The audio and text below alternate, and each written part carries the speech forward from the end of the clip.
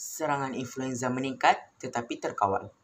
Wabak influenza ketika ini dalam keadaan terkawal. Membaca dengan intonasi dan nada yang betul? Macam mana tu? Jom kita belajar bersama-sama dengan Cikgu Ivy.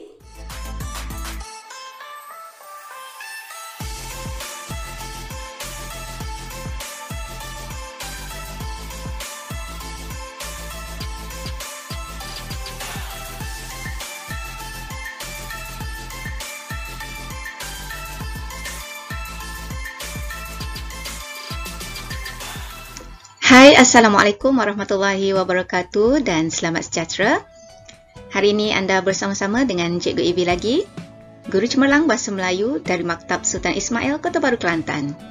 Hari ini Cikgu Ivy nak berkongsi tentang kemahiran membaca bagi tingkatan 5 KSSM. Okey, standard kandungan yang Cikgu Ivy pilih ialah 2.1 iaitu membaca secara mekanis pelbagai bahan prosa dan puisi. Manakala standard pembelajaran pula ialah 2.1.1 membaca pelbagai jenis teks untuk mengenal pasti dan membandingkan intonasi serta nada yang sesuai.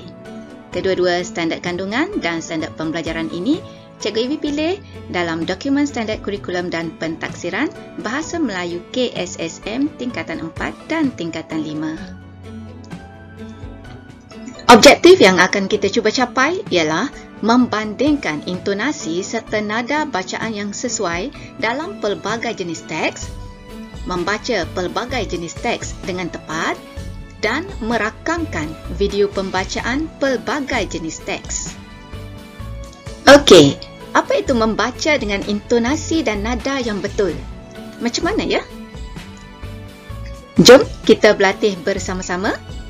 Tapi ingat, jangan lupa sediakan buku teks tingkatan 5. Sebab kita akan merujuk muka surat 4 dan 5 nanti. Okey, apa maksud membaca secara mekanis? Membaca secara mekanis ini maksudnya membaca secara nyaring.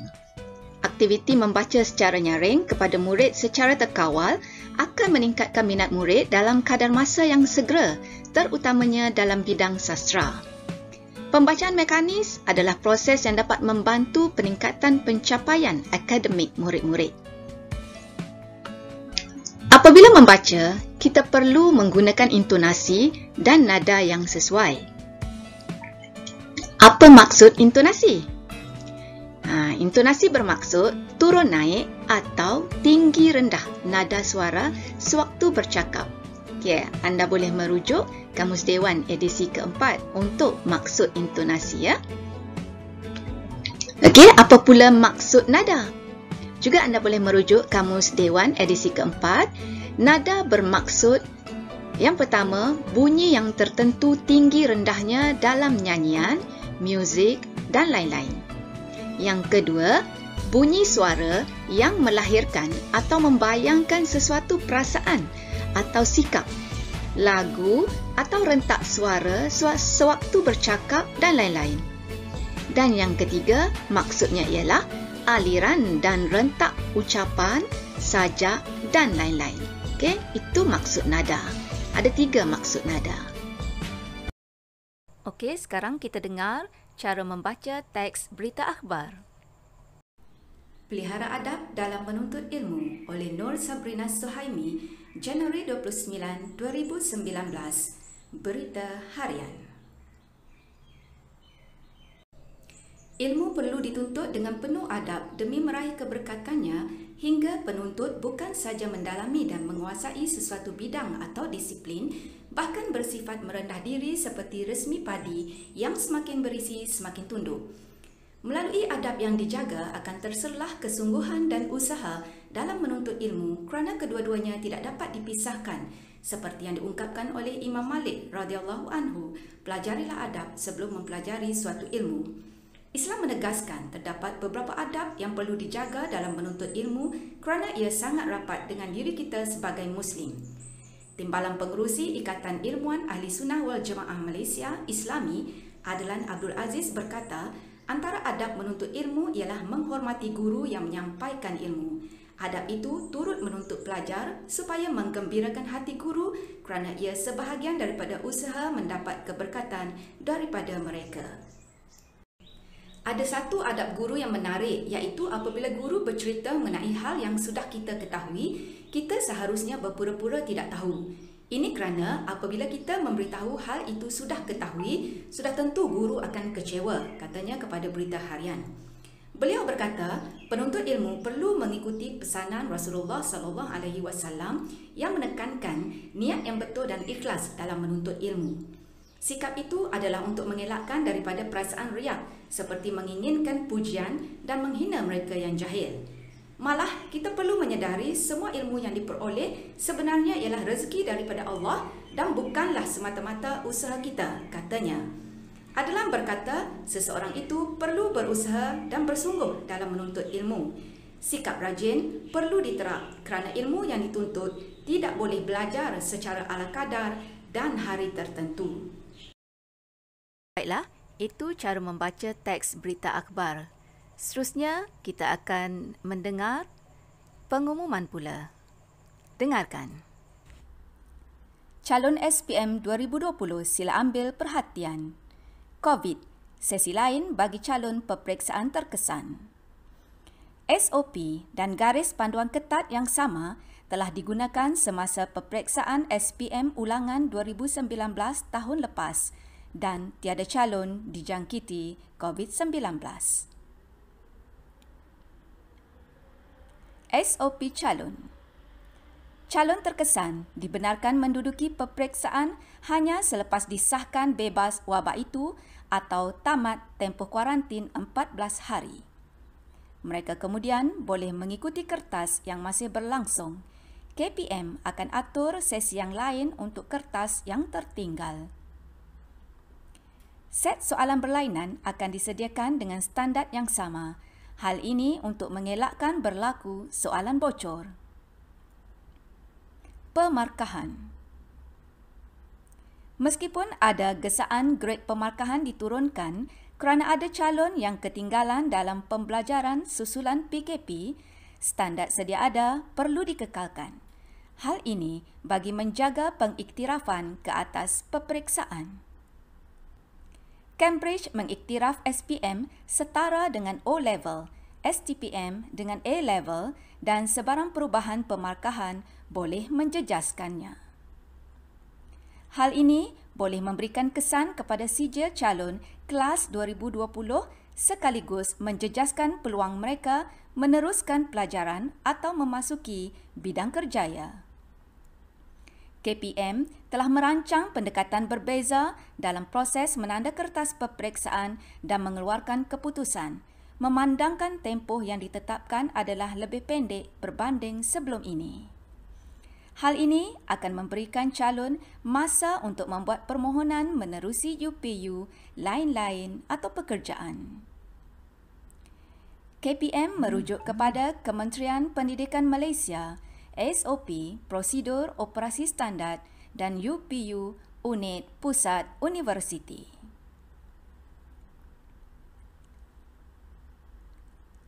Sumber ini diperoleh daripada Ketua Pengarah Pelajaran Datuk Dr. Habibah Abdul Rahim, terbitan bernama pada 24 Januari 2021. Baiklah, untuk aktiviti pengukuhan anda, pilih sejenis bahan teks untuk dibacakan secara mekanis. Maksudnya bacaan secara nyaring dan juga menggunakan intonasi dan nada yang betul lah. Okey. Yang kedua, rakam bacaan kuat tersebut menggunakan intonasi dan nada yang betul. Dan yang ketiga, hantar rakaman anda untuk tujuan pentaksiran berasaskan bilik darjah. Okey. Saya harap anda boleh mencubanya ya.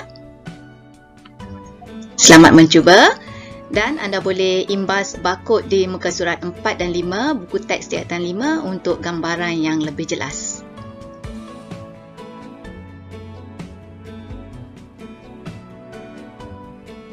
Baiklah, mari kita lihat rakaman pelajar Cikgu Evi untuk kemahiran membaca teks berita. Rakaman ini oleh Muhammad Haris Farhan bin Kamaruzaman dari 5SIC 1 Maktab Sultan Ismail, Kota Baru, Kelantan. Dengarkan. Serangan influenza meningkat tetapi terkawal. Wabak influenza ketika ini dalam keadaan terkawal. Walau bagaimanapun, terdapat peningkatan kes di 10 buah negeri termasuk Bandaraya Kuala Lumpur dan Putrajaya. Menurut Ketua Pengarah Kesihatan Tan Sri Dr. Noor Hisham bin Abdullah, peningkatan influenza dikesan menerusi analisis semasa bagi pola aktiviti influenza. Analisis ini melibatkan pesakit influenza yang dikesan di klinik dan hospital di seluruh negara. Kemasukan pesakit ke wad dengan jangkitan pernafasan akut teruk juga diambil kira dalam analisis ini. Laporan pengawasan influenza yang dijalankan oleh Institusi Penyelidikan Perubatan dan Makmal Kesihatan Awam Kebangsaan menunjukkan peningkatan pola aktiviti virus influenza dalam persekitaran. Tiada sebarang kelainan, perubahan atau mutasi pada penularan influenza ketika ini. Penularan influenza di Malaysia adalah sama seperti kes yang dilaporkan oleh Pertubuhan Kesihatan Dunia atau World Health Organization (WHO) di pelbagai negara tropika lain. Bagi kes influenza di sekolah, negeri Selangor mencatatkan bilangan kes tertinggi iaitu 387 kes. Pulau Pinang pula mencatatkan 161 kes dan Johor mencatatkan 109 kes. Negeri-negeri lain mempunyai bilangan kes influenza kurang daripada 100 kes. Tan Sri Dr. Noor Hisham turut mencadangkan mereka yang mempunyai gejala jangkitan influenza supaya berehat di rumah dan tidak berada di tempat tumpuan awam, makan angin atau bertemu dengan orang lain. Jika perlu mengadakan pertemuan, mereka dinasihati agar memakai pelitup muka. Sekian, terima kasih.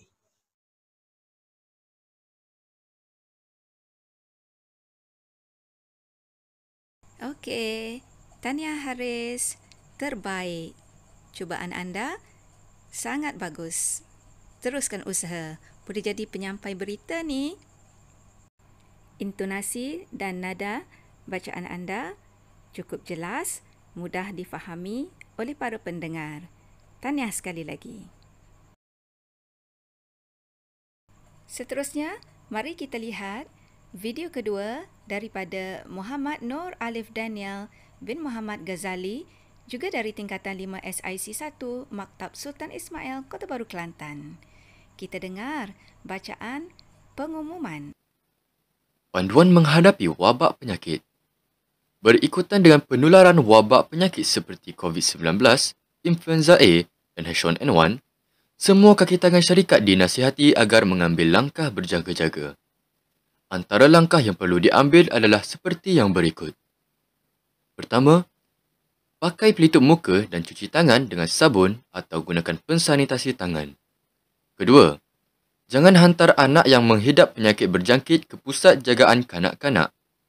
Ketiga, tinggal di rumah hingga penyakit sembuh jika diberi cuti sakit.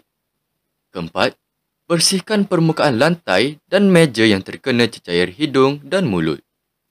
Kelima, gunakan sapu tangan atau tisu semasa batuk dan bersin.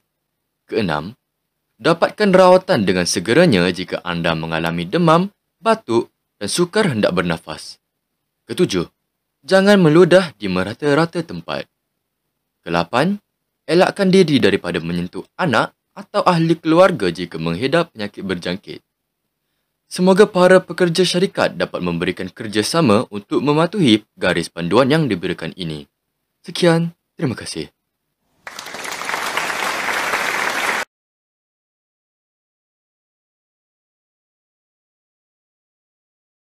Wah, terbaik Abang Alif. Tahniah, suara yang mantap, intonasi dan nada bacaan yang cukup jelas, senang difahami oleh para pendengar.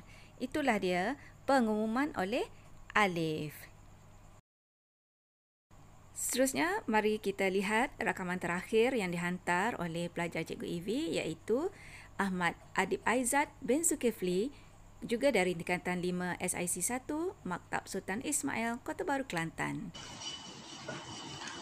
Assalamualaikum warahmatullahi wabarakatuh dan salam sejahtera. Berikutan dengan penularan wabak penyakit seperti COVID-19, influenza A dan H1N1, semua kaki tangan syarikat dinasihati agar mengambil langkah berjaga-jaga. Antara langkah yang perlu diambil adalah seperti yang berikut. Pakai pelitup muka dan cuci tangan dengan sabun atau menggunakan pensanitasi tangan. Jangan hantar anak yang menghidap penyakit berjangkit ke pusat jagaan kanak-kanak. Tinggal di rumah hingga penyakit sembuh jika diberi cuti sakit. Bersihkan permukaan lantai dan meja yang terkena cecair hidung dan mulut. Gunakan sapu tangan atau tisu semasa batuk dan bersin. Dapatkan rawatan dengan segeranya jika Anda mengalami demam, batuk, dan sukar hendak bernafas. Jangan meludah di rata-rata tempat. Elakkan diri daripada menyentuh anak atau ahli keluarga jika mengidap penyakit berjangkit. Semoga para pekerja syarikat dapat memberikan kerjasama untuk mematuhi garis panduan yang diberikan ini. Sekian, terima kasih. Ahmad Adib Zulkifli, TV Sembilan.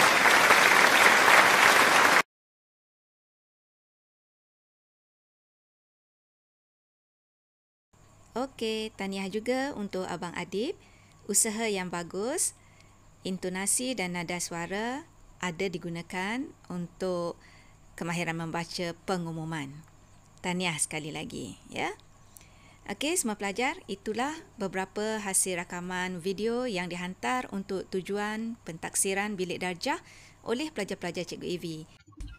Okey, rumusan pembelajaran kita pada hari ini ialah membandingkan intonasi dan nada dalam bacaan.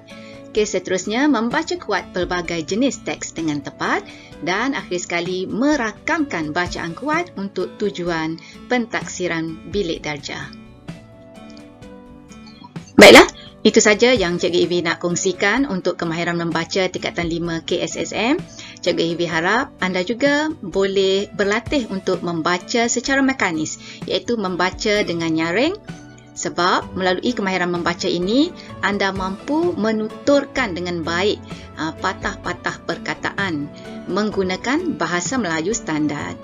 Jadi, Cikgu Evi harap anda boleh berlatih mulai dari sekarang lagi untuk komunikasi yang baik dengan semua komuniti nanti. Okey? Jadi, itu saja untuk hari ini. Semoga kita berjumpa pada sesi yang akan datang. Semoga anda semua sentiasa bermotivasi untuk belajar dengan baik, tambah-tambah sebagai calon SPM 2021. Okey, jumpa lagi nanti insya-Allah.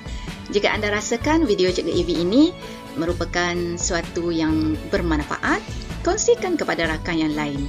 Jangan lupa untuk like, komen, share dan juga subscribe bagi yang belum subscribe channel Bersama Cikgu Evi. Terima kasih kepada semua yang telah membelanjakan subscribe kepada channel Bersama Cikgu Evi ini. Cikgu Evi amat menghargainya. Sokongan anda, inspirasi Cikgu Evi selamanya. Terima kasih. Assalamualaikum warahmatullahi wabarakatuh dan selamat sejahtera. Bye.